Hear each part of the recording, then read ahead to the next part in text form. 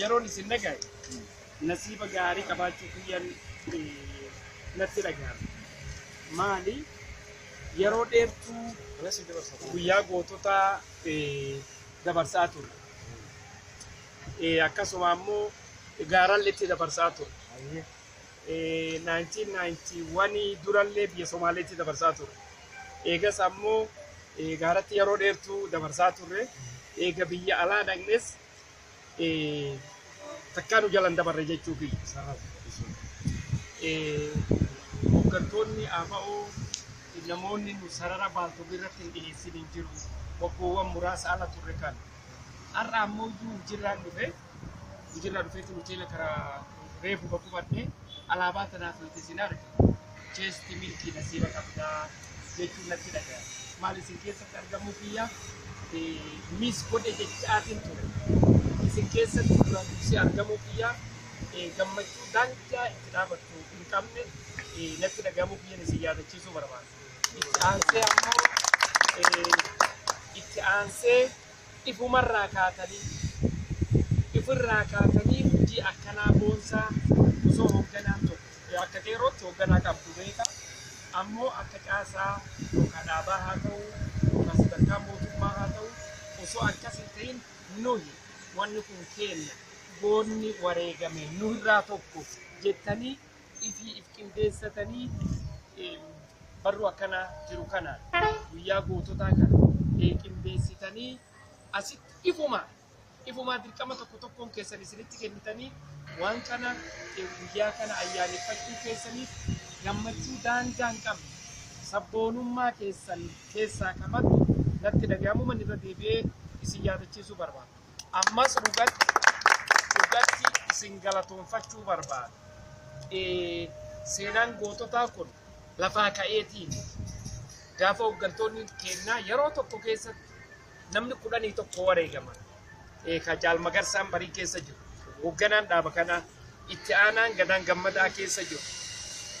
Hundi isaanii galgalaasaa yoos barreessaa qofatu hoogganoota sanirraa alatti hafee jechuudha. Yeroo isaan wareegaman dhaabdi kenna waraanatti himne jechuudha waggaa tokkoof. Maal yoo waraanatti himne waraanni kun hin faca'a.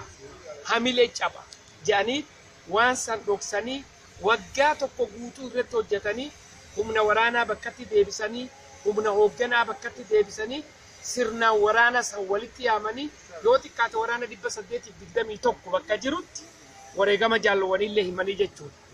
Seenaan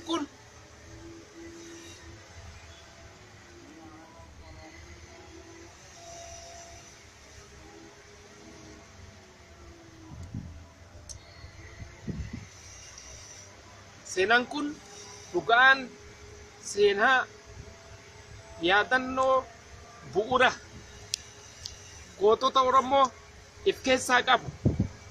Normally man haasawaa ture. Har'a ammoo wanni natti dhagahamteef isin beeytanii ijoolleen Oromoo kallattiidhaan qabsoosan yoo sirraa keessa hin jirre beektanii har'a kana godhutu sagalee tiyya jijjiira. Osoo jaallowwan normally teessuma tana yaadannoo tana godhanii waa tokko sanatti hin dhagahamanii jechuudha.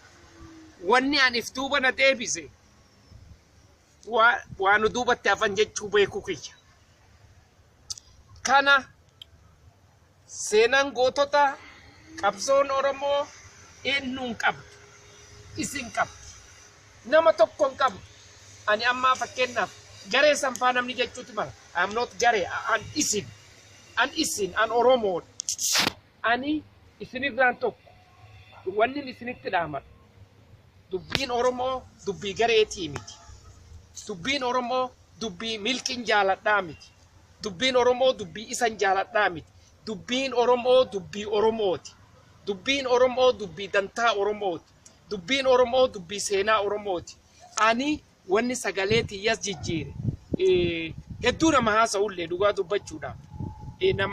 Namni tokko beektu isin yoo haasawan beekinis tashwiisha ta'utu mala. nama akkasiitii miti nama haasa'u ammoo yoo wanni sun akka madaatti si gubbaa dhuftu haasawa si dhorgitii jechuudha.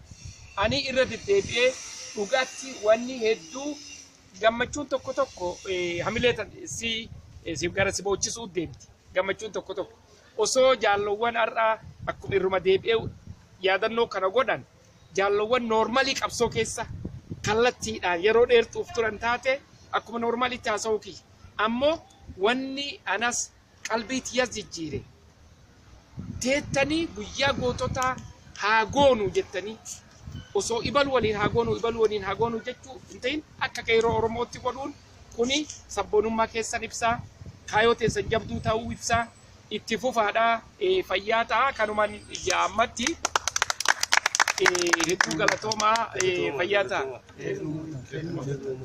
Keekiin mura. Namni gaafatamaan qeerroo yoo na waliin.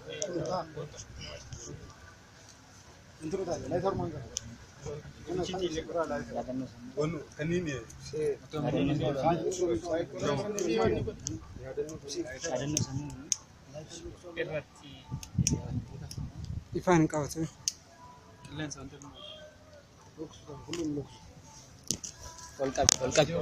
Ol furi wala lai.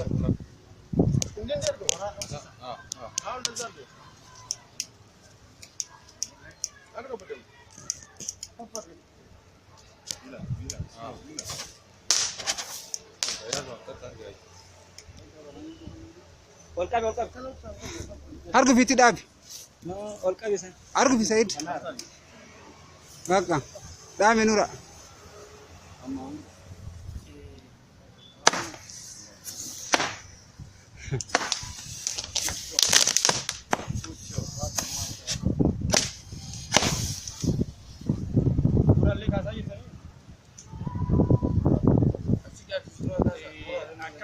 Ini dukana icalma. Osoo Abu. Abu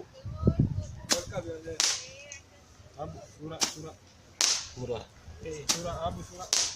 sekondii tokko bakka sumatti yaadannoo jaalluwwanii qalbiidhaan sekondii tokko. Sekondii takka.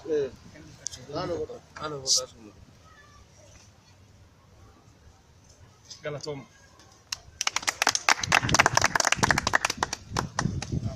Amma sagantaa keekiin itti muramu yaadin.